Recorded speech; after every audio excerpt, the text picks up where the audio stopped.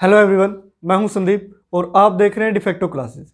प्यारे बच्चों, previous video में हमने एक्सरसाइज 2.2 को कंप्लीट किया था। अब हम पढ़ेंगे एक्सरसाइज 2.3। अब एक्सरसाइज 2.3 में कुछ ज़्यादा चेंज नहीं है, ज़्यादातर वही चीज़ें हैं जो एक्सरसाइज 2.2 में हम पढ़ चुके हैं। अब उसमें क्या है कि एक्सरसाइज 2.2 में क्या था, इक्वेशन सोल्वेबल फॉर y था, लेकिन यहाँ क्या आ गया, इक्वेशन सोल्वेबल फॉर x, यानी कि x की जगह अब y आ गया है और y की जगह क्या चला गया, x। बस इसको इतना समझिए, बाकी सारे स्टेप एज इट इज रहेंगे। अब इसके लिए देखिए, the equation is said to be solvable for x if x can be expressed explicitly in the terms of y and p। अब इसमें क्या है कि x in the terms of y and p अगर गिवन है तो उसको हम एक्सप्रेस कर सकते हैं इस तरीके से। अब पहले वाले एक्सरसाइज में क्या था, यहाँ y गिवन था इन the terms of x and p, बस इतना सा चेंज हुआ है। अब यहाँ से देखिए, एक इक्वेशन हमने ली जो x गिवन है in the terms of p and y। अब यहाँ इसको डिफ्रेंशिएट करते हैं और डिफ्रेंशिएट करने का जो ऑपरेटर है वो भी चेंज हो चुका है। पहले हम x के रिस्पेक्ट में डेरिवेटिव करते थे, अब y के रिस्पेक्ट में डेरिवेटिव करेंगे। Differentiating with respect to y, इस इक्वेशन को हम फर्स्ट मान लेते हैं। अगर with respect to y derivative करोगे तो ये कितना हुआ, dx अपॉन dy, और ये फंक्शन है y और p का। जब y का डेरिवेटिव y के रिस्पेक्ट में करोगे तो जो भी टर्म्स होंगी वो y की फॉर्म में ही आएंगी, या फिर कुछ कॉन्स्टेंट हो सकता है। p का डेरिवेटिव p की फॉर्म में आएगा, लेकिन साथ में क्या आएगा, dp अपॉन dy भी आएगा, यानी कि उस फंक्शन में y भी होगा, p भी होगा और dp बाय dy भी होगा जब भी आप उस फंक्शन का derivative with respect to y करोगे। उसके बाद देखिए, एज वी नो, अब हम जानते हैं कि जो dy बाई dx है वो किसके इक्वल था, p के इक्वल हम ले रहे थे। अगर ये p के इक्वल है देन dx अपॉन dy किसके इक्वल होगा, dx अपॉन dy क्या हो जाएगा, इसका रेसिप्रोकल, यानी कि 1/p हो जाएगा। अब इसकी वैल्यू हम पुट कर देते हैं तो dx अपॉन dy की वैल्यू क्या आई, 1/p equal to function of y p और dp बाय dy। क्लियर, ये let us suppose second equation आ जाती है। अब ये जो इक्वेशन आई है कंप्लीट, या तो वेरिएबल p है या फिर y है, दूसरी चीज हमें देखने को नहीं मिल रही, या फिर कुछ कॉन्स्टेंट हो सकते हैं। क्लियर, तो हम यहां से लिखते हैं this equation is in two variables. अब दो वेरिएबल्स के अंदर है तो हम इसका सॉल्यूशन सपोज कर लेते हैं। Suppose this solution of this equation is, हम मान लेते हैं फाई ऑफ कोई फंक्शन है x p c is equal to 0। अब यहाँ जो c है, where c is an arbitrary constant, ये क्या है, आर्बिट्रेरी कांस्टेंट है। अब ये देखिए, ये हमने क्यों लिया, पहले हम क्या करते थे, p में वैल्यू निकालते थे, जो प्रीवियस एक्सरसाइज है उसको dx को और p वाले को अलग अलग करके उसका इंटीग्रेशन करके उसका सॉल्यूशन, और उसके सॉल्यूशन से ही x की वैल्यू किस में आती थी, p में, और फिर y की जगह पुट कर देते थे। तो इस तरीके से इस इक्वेशन का सॉल्यूशन हमने ये मान लिया। अब जो रिक्वायर्ड सॉल्यूशन होगा उसके लिए दो केस बनेंगे भी। केस 1, ठीक है, केस 1 क्या था, अगर हम लेट अस सपोज इसको हम इक्वेशन नंबर 3 मान लेते हैं, फर्स्ट और थर्ड में से p को एलिमिनेट कर देते हैं, दिस मीन्स ये क्या हो जाएगा, सॉल्यूशन। अब दो केस होंगे, p इज एलिमिनेटेड, या फिर केस 2 के अंदर क्या होगा, p इज नॉट एलिमिनेटेड, या तो p एलिमिनेट होगा या फिर p एलिमिनेट नहीं होगा। अगर p एलिमिनेट नहीं होता, दूसरा केस मैं आपको बता रहा हूं, then equation 1 and equation 3 are together the required solution. अब देखो, sorry, p is not eliminated, अगर p एलिमिनेट नहीं होता तो ये मैंने फर्स्ट का यहां लिख दिया है, अगर p एलिमिनेट हो गया तो। क्लियर, उसके बाद अगर मान लिया p एलिमिनेट नहीं होता, देन हम क्या करेंगे, then express x and y in the terms of parameter p, in the terms of parameter p। अब आपने x और y को in the terms of parameter p लिख देना, जैसे x equal to 5 pc and जो x y होगा उसको भी हम क्या लिख देंगे, phi2 कोई फंक्शन है in the terms of p c where c is an arbitrary constant. यानी कि सारे के सारे रूल रेगुलेशन वही रहेंगे, सारा प्रोसीजर वही है, वर्किंग रूल भी यही है, बस सिंपली क्या हुआ x की जगह y आ गया, y की जगह x, इस तरीके से वो इंटरचेंज हो गए भी, और इससे ज़्यादा कोई डिफरेंस नहीं आया। तो यही है इसके बेसिक कंसेप्ट के अंदर, जो आपको वर्किंग रूल है वो पता होना चाहिए। बिल्कुल छोटी सी एक्सरसाइज है। तो आइए अब हम इसके क्वेश्चन सोल्व करते हैं ताकि ये सारी चीज़ें आपको अच्छी तरीके से समझ में आए।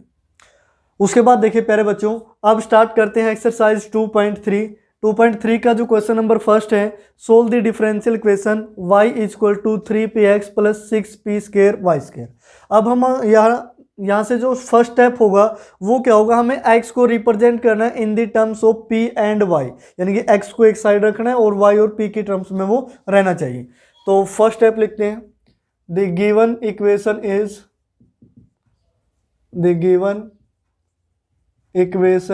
इज, अब गिवन इक्वेशन क्या है, y equal to 3px plus 6p square y square. 3px को लेफ्ट साइड ले आते हैं तो माइनस का 3px होगा इक्वल टू ये minus y plus 6p square y square.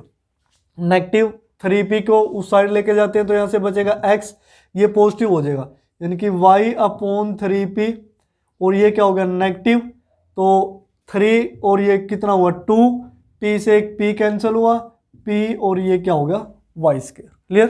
तो ये x की वैल्यू आई in the terms of p and y। अब जो नेक्स्ट स्टेप होगा वो होगा differentiating with respect to y both sides, ठीक है ना।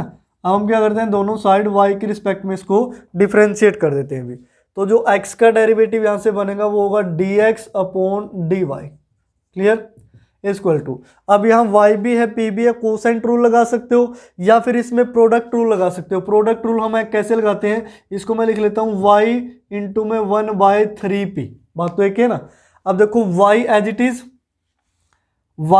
इज और ये 3 भी एज इट इज कॉन्स्टेंट है, जो 1/p का डेरिवेटिव क्या होगा माइनस 1/p स्क्वायर, और p का dp upon dy।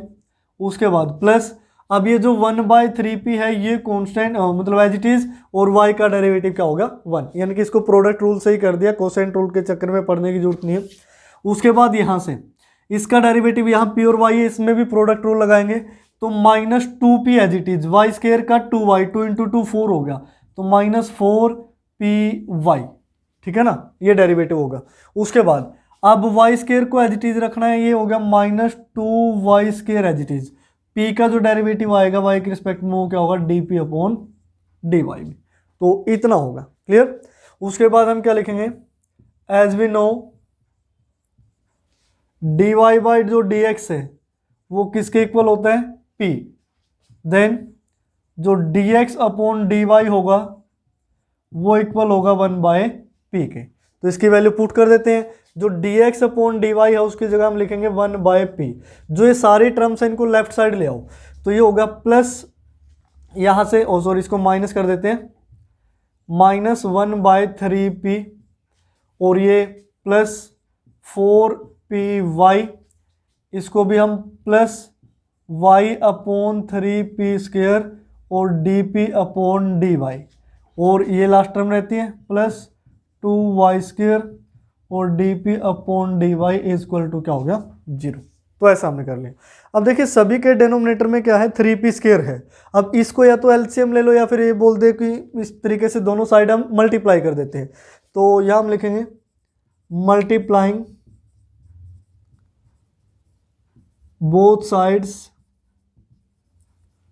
Bye 3p square. तो 3p स्क्वायर से हम मल्टीप्लाई कर देते हैं ताकि डेनोमिनेटर कैंसिल आउट हो जाए।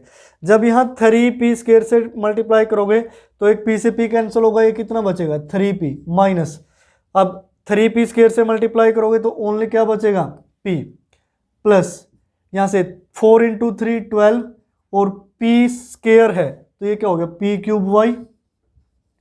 उसके बाद प्लस यहाँ से तो 3p² से 3p² कैंसिल हो जाएगा, तो y dp अपॉन dy होगा, प्लस अब 3 2 जा 6 और साथ में p² y² dp upon dy equal to क्या हो गया 0। तो ये वैल्यू आ चुकी है। अभी 3p माइनस p करोगे तो ये वैल्यू आएगी 2p प्लस 2p आया है, इसको पहले लिख लेते हैं y dp upon dy plus अब ये जो दोनों हैं 12p³ 6p² y² dp by dy, इसमें से हम कुछ कॉमन ले लेते हैं। कॉमन क्या लेते हैं कि इसमें से कॉमन हमने लिया 6, यहाँ p² भी है तो ये p² भी कॉमन आ जाएगा, अकेला y भी कॉमन आ जाएगा। इन स्टार्टिंग की दो टर्म को एज इट इज लिखा, इसमें से 6p² y कॉमन ले लिया, y भी कॉमन आया, 6 भी p² भी, ओनली क्या बचा यहाँ से 2p बचा भी, प्लस अब इसमें देखिए 6p² y कॉमन ले चुका, अकेला y बचेगा, तो y dp upon dy equal to 0। ऐसा क्यों कॉमन लिया, ताकि ये क्या बन सके, फैक्टराइजेशन हम कर सकें, इसके फैक्टर बन सके। अब ये दोनों ब्रैकेट एक जैसी है, एक और एक ये दो टर्म होगी, इन दोनों में से ये कॉमन आया, तो नेक्स्ट स्टेप में मैं यह लिख देता हूँ 2p plus y dp upon dy, ये कॉमन। स्टार्टिंग से यहाँ से क्या बचेगा 1 और यहाँ से 6p² y, 6p² y equal to क्या होगा 0। अब दो टर्म्स की मल्टीप्लाई 0 है, आइदर फर्स्ट वन इज 0 और सेकंड वन इज 0, ठीक है। अब यहाँ लिखते हैं here 1 plus 6p² y can not equal to 0 because it does not contain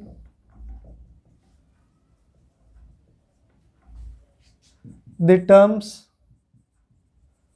dp upon dy। अब ये 0 नहीं हो सकता क्योंकि इसमें dp अपॉन dy की टर्म है ही नहीं भी, क्लियर। तो एक ही ऑप्शन बचा, दिस इंप्लाइज यहाँ से 2p plus y dp upon dy, ये किसके इक्वल होगा 0 के। ये फैक्टर हमने क्या कर दिया, नेग्लेक्ट कर दिया। अभी यहाँ से ये वाला फैक्टर क्या होगा, नेग्लेक्ट होगा। अब इसको राइट साइड लेके जाते हैं, 2p equal to minus y dp upon dy, dy को इस साइड लेके आओगे y डिवाइड में आएगा, dy और y ये 2 भी एज इट इज, p को उस साइड लेके जाओगे तो माइनस dp अपॉन क्या हो गया p। इस तरीके से अलग अलग हमने इसको कर लिया। अब इसको भी लेफ्ट साइड ही ले आओ, 2dy by y plus dp upon p equal to क्या आया 0।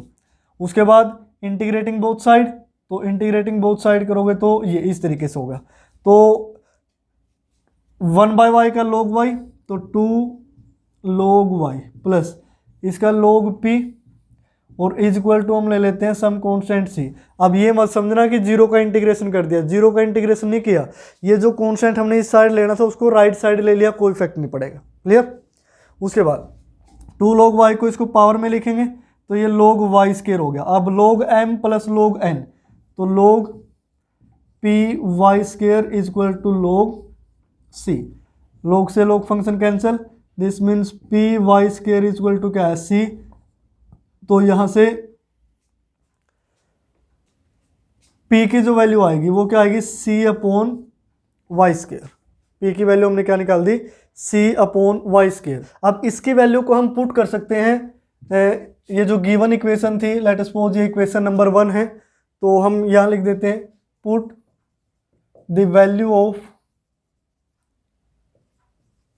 p is equal to c by y² in equation first. तो इक्वेशन फर्स्ट में पुट करेंगे y is equal to 3 into p की जगह लिखोगे c by y² into x plus 6 into p² है तो c² और बाय में क्या होगा y to the power 4 into में y², क्लियर।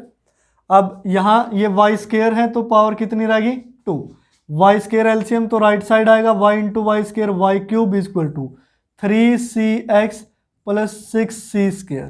तो ये हमारा क्या होगा required solution, clear. y³ is equal to 3cx plus c² where c is an arbitrary constant. तो प्यारे बच्चों इस तरीके से आप क्वेश्चन नंबर फर्स्ट को कंप्लीट करेंगे। उसके बाद नेक्स्ट क्वेश्चन नंबर 2 देखिए। क्वेश्चन नंबर 2 की स्टेटमेंट है solve the differential equation P equal to tangent into x minus p upon 1 plus p square. अब ये ट्रिग्नोमेट्रिक का केस आ चुका है, तो यहाँ से देखिए इसका सॉल्यूशन हम लिखते हैं। तो सॉल्यूशन में आप लिखोगे P इक्वल टू, ये हमें गिवन है तो एक स्टेप तो यही लिख लेते हैं, द गिवन इक्वेशन इज, अब गिवन इक्वेशन है P equal to tangent x minus p upon 1 plus p square. Clear. उसके बाद टेंजेंट को लेफ्ट साइड लेके आते हैं, तो ये हो गया tangent inverse P equal to x minus p upon 1 plus p square. हमें वैल्यू चाहिए x की in the terms of p and y। अब यहाँ y है ही नहीं, तो इसको प्लस में लेके आएंगे, तो ये क्या बनेगा, tangent inverse p plus p upon 1 plus p square. तो ये x की वैल्यू हमने निकाल ली in the terms of p।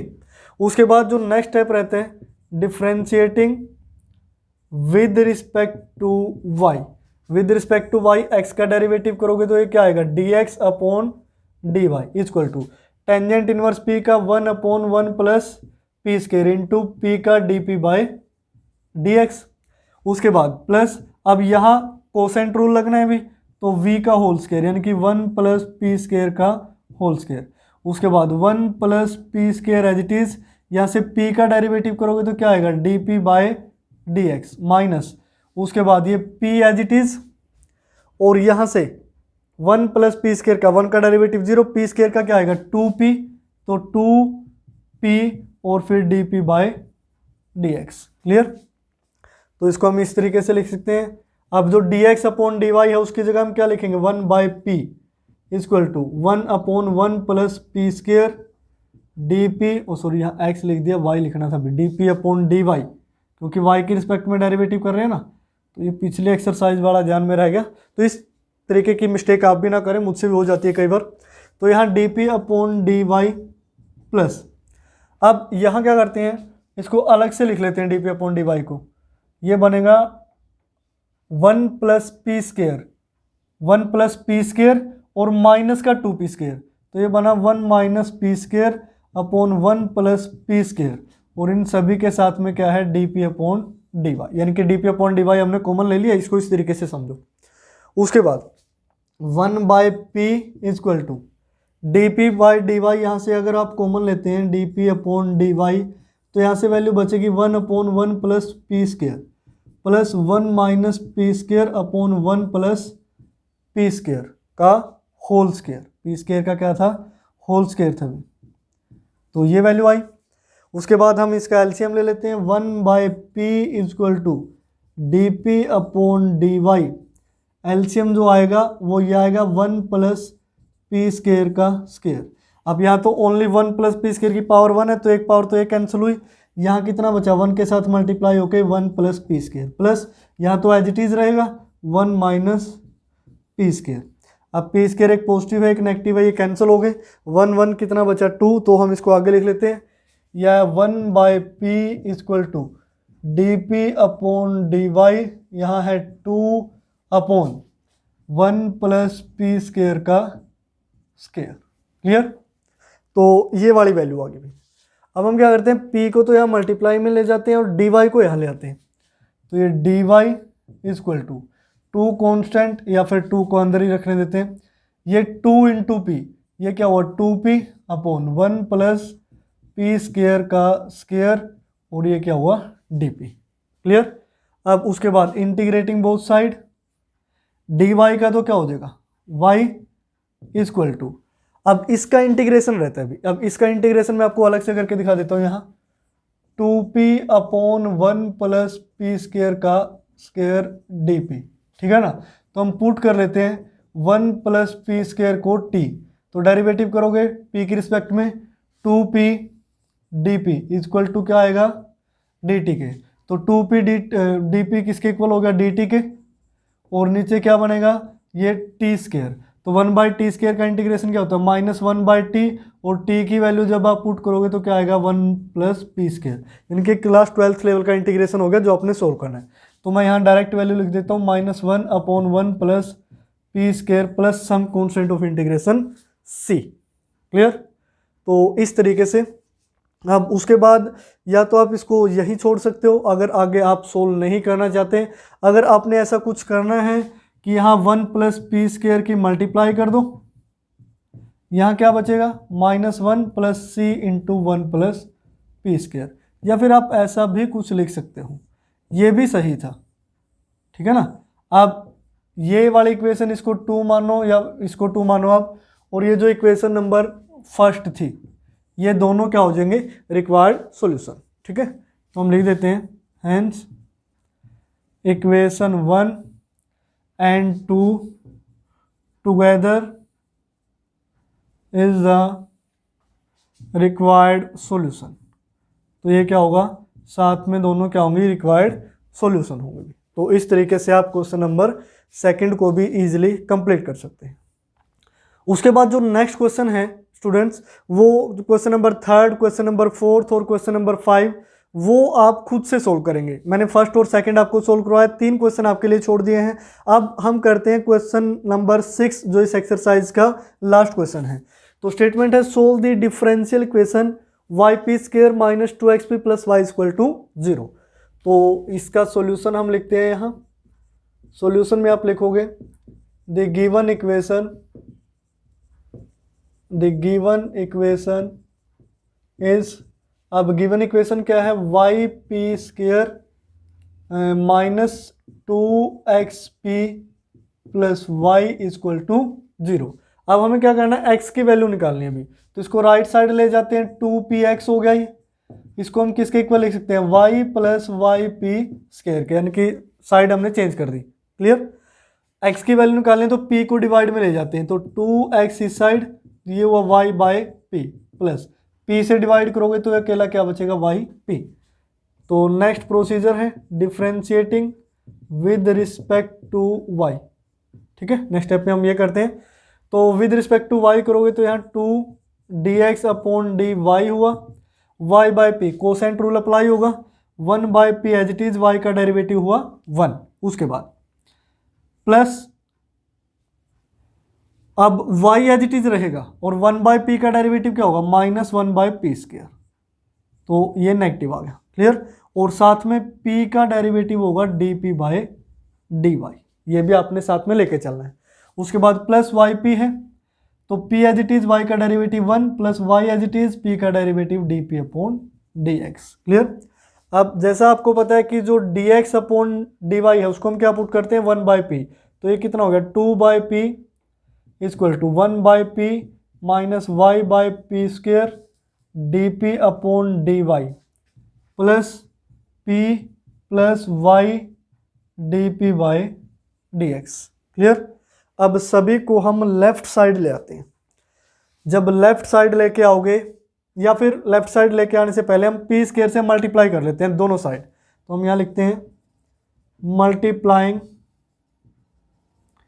Bye p square both sides, ताकि डेनोमिनेटर वाला केस खत्म हो जाए, पी स्क्वायर हट जाए यहाँ से। जब पी स्क्वायर से मल्टीप्लाई करोगे तो ये हुआ 2p इक्वल टू, ये हुआ p माइनस ये अकेला y और dp बाई dy बचा। अब यहाँ से p स्क्वायर से मल्टीप्लाई किया तो p क्यूब हुआ, ये y p square dp by dy हुआ। क्लियर, अब सभी को लेफ्ट साइड इकट्ठा कर लेते हैं, 2p माइनस p होगा तो अकेला p बचेगा, plus y dp by dy, यहाँ से माइनस का p क्यूब माइनस का y p square dp upon dy equal to 0। इतना हमने सोल्व कर दिया। अब ये p plus y d p y, ये as it is p plus y d p upon d y. उसके बाद इन दोनों में से हमें माइनस का पी स्क्वायर कॉमन दिखाई दे रहा है, तो माइनस का पी स्क्वायर कॉमन, तो यहाँ से वैल्यू क्या बचेगी ओनली p, और आगे से वैल्यू बचेगी y d p by d y. Clear, equal to 0। देखो यही बचा है कि नहीं, हमने पी स्क्वायर कॉमन लिया था तो प्लस का y dp by d y, और यहाँ से ओनली क्या बचा p। अब पहली दो टर्म को यहाँ ब्रैकेट लगा लेते हैं, तो ये पूरी ब्रैकेट क्या आ गई कॉमन, तो p plus y dp by d y ये कॉमन, तो यहाँ से वैल्यू बची 1 minus p square equal to 0। अब ये फैक्टर तो 0 हो ही नहीं सकता क्योंकि इसमें डेरिवेटिव गिवन नहीं है, तो दिस मीन्स हम यहाँ लिख देते हैं सिंपली एक लाइन में नेग्लेक्टिंग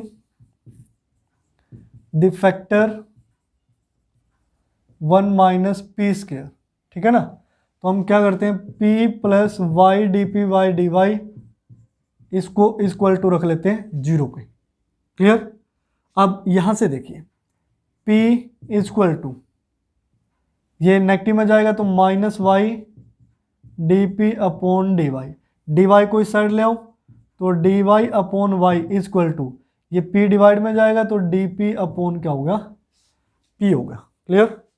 लेकिन नेगेटिव लगा था ना यहाँ, इस साइड क्या लगा है, नेगेटिव। अब integrating both side, integrating both side करोगे तो लोग ये क्या हो गया, log y इक्वल टू, ये क्या हो, minus log p plus some constant of integration, हम log c ले लेते हैं।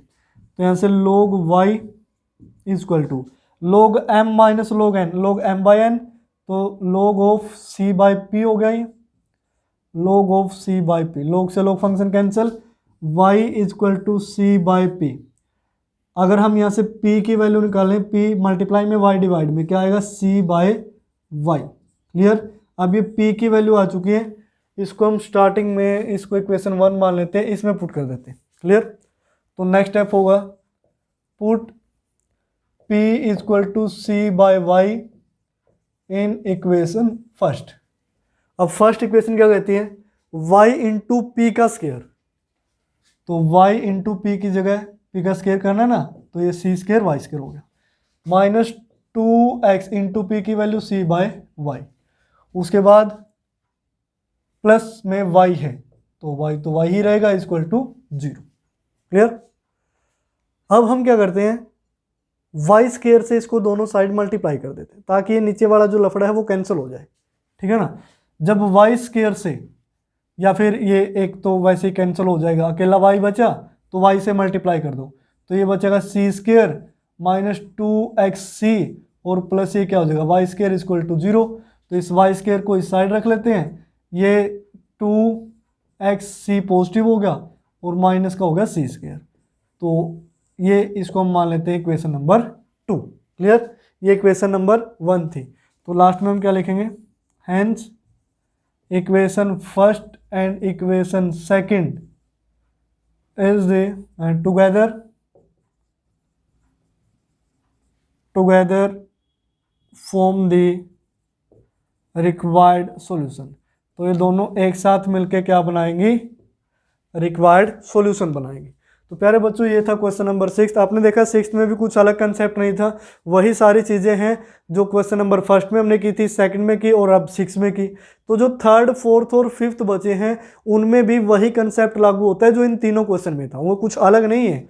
वो क्वेश्चन आप खुद से सोल्व करेंगे। अगर आप बाय चांस सोल्व नहीं कर पाते या कुछ मिस्टेक हो जाती है तो आप नीचे कमेंट बॉक्स में भी बोल सकते हैं, और डिस्क्रिप्शन बॉक्स में उनकी जो PDF है 3rd, 4th, 5th के सॉल्यूशन की वो भी आपको मिल जाएगी, वहां से भी आप डाउनलोड कर सकते हैं। तो प्यारे बच्चों आज की वीडियो में फिलहाल इतना ही। देखते रहिए डिफेक्टो क्लासेस।